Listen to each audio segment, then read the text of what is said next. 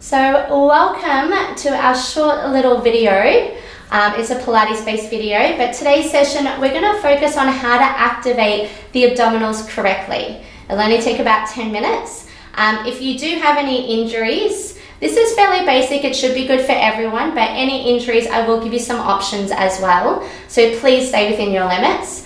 Today's session, like I said, will only take about 10 minutes, so enjoy. So what I want you to focus on, so our lower abdominals are down here, yeah? So you've got your rectus abdominis, your six pack, that's function is pretty much just to bend the spine.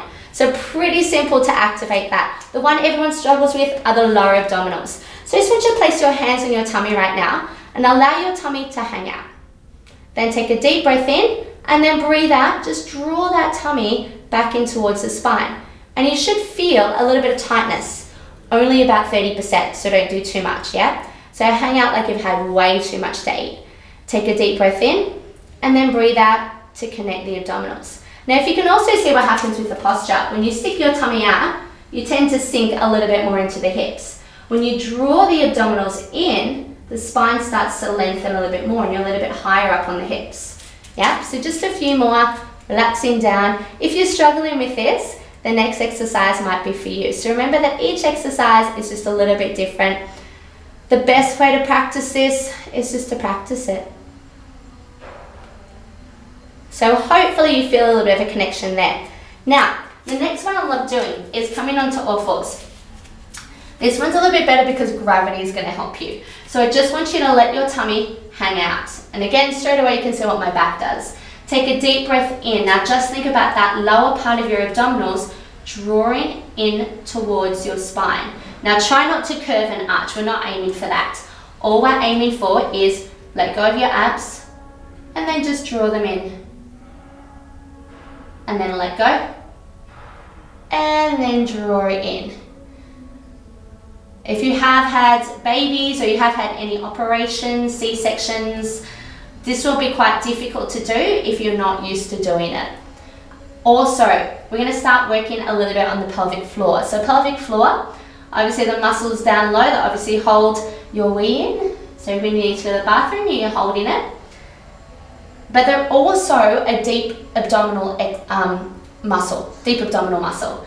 So as you're drawing your lower abs in, just think about a little lift of pelvic floor, like 10%, really small.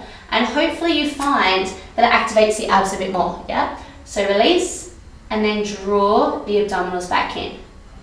So this is the best one to do. Now, of course, if you do have any wrist issues, you can do the same thing on your elbows, yeah? And connect. Let go and connect. Do this as much as you can.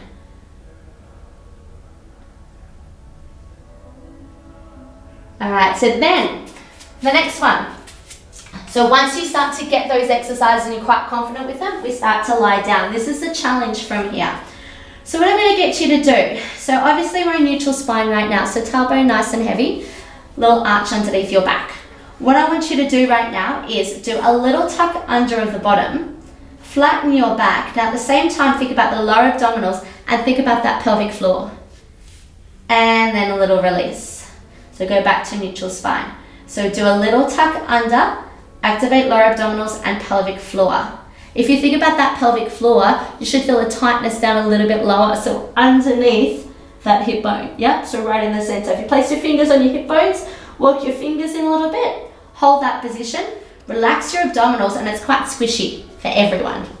So take a deep breath in, breathe out when you do that little tuck under like you're doing a pelvic tuck, pelvic floor on, and you should feel a little tightness, and then release. So again, not trying to suck it in for dear life, just a little tightness in, and then back out. And once you feel like you've got that, so I normally do about 3 sets of 15 of these. Like I take my time with them. So little tuck under, activating abdominals. Oh, it's working today. When you feel like you've really got that connection, then come back to neutral spine and we start really simple with knee opening. So inhale, open, exhale, deepen the tummy to come back in. Other side. Inhale, open, exhale, deepen the tummy to come back in. Yeah? And then every time you exhale, think about the lower abdominals going towards the spine. Think about that pelvic floor. Right where your fingers are should be getting tight. So if you're doing it correctly, you should start to feel the abdominals working a bit more. And the stronger you are, the more they switch on almost straight away. So for some of us, it takes time. That's okay. And just go for one more to each side. Last one. Good. And then the right leg is just going to slide out and then slide back in. So again, really simple. These are all pre-Pilates exercises. If you find that your mat's in the way, you can fold your mat up and just do it on the floor. So sliding out and then tummy back in. So regardless if you've been doing Pilates for a long time or not, or you know how to activate your abdominals, these exercises are really important at the beginning of a workout to make sure that the muscles are working correctly. Because if your abdominals do not work correctly, that's when you can get a little bit of back pain. The back could take over. Sometimes the hip flexors and quads, but they are meant to work as well. Yep. And then after that, you've just got our simple knee floats. So lifting one leg up, deep in the tummy to come back down. Yeah. Now you might find doing all of those exercises is way too much. So just do little bits at a time. Do 1 or 2 exercises. But if you get to here and you're really feeling the abs, then you know all the exercises were done well. Yeah. So just really simple lifting and lowering. Abs are alive now. And just do 2 more to each side. Actually, we'll do 1 more. Then knee float and extension. So lifting the leg up, extending the leg out long.